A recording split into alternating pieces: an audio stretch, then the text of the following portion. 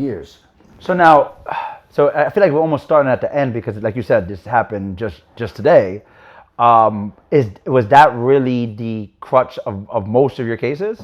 That statute? Oh, it was on every one of my cases for the first couple of years until these charges started making their way up through the DC. Like, they never thought that we were going to sit there and just like burn the ships and say, yo, we are here. We are going to fucking fight you every inch. We're going to fight you around every turn, over every hill, at every corner, no matter what the cost. They never thought that a bunch of middle American people, some of them, you know, with no money at all, that we were all going to crowdfund and get people in on this and raise all this money to come up with a war chest to fight the DOJ. So we fought them tooth and nail, and as these charges began to make their way up to the Supreme Court, they began to tack on other charges.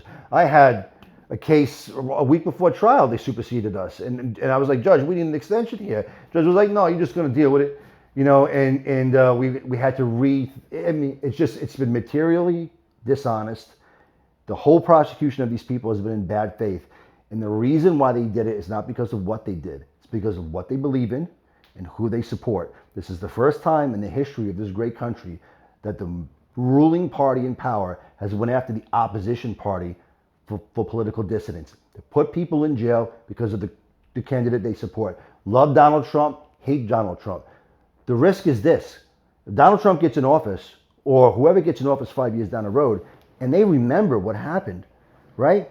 What do you think they're going to do? They're going to do the same thing to the other party. Right. So then it'll be Republicans going after Democrats, right? And then we fall into this system of political tribalism. Now, if that happens...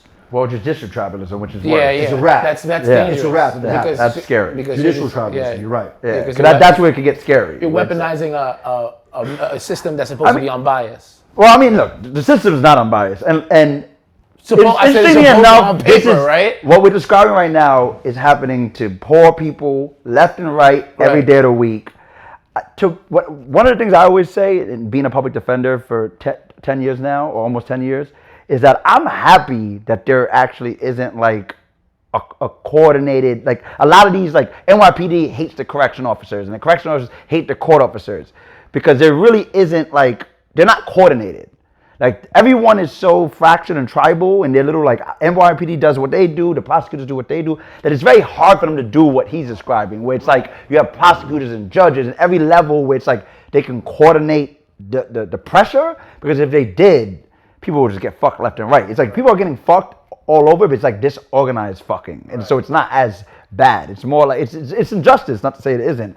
But when you can do it coordinated, then it becomes oppressive. You know what I mean? Yeah. If that makes sense. It does make sense. And it's coordinated. It's very, very coordinated.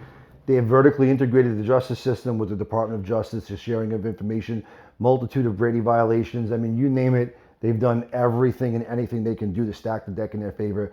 But at the end of the day, white, black, Republican, Democrat, Libertarian, Communist, at the end of the day, people who love freedom, right, don't like injustice. And even when it's happening to your enemies, your political enemies, people who see the world differently than you do, at some point you're like, yo, enough is enough, because at some point it's going to come to my door. Yeah, it could be you. Right? Yeah. So that's where we're at right now. Yes. So, and I agree.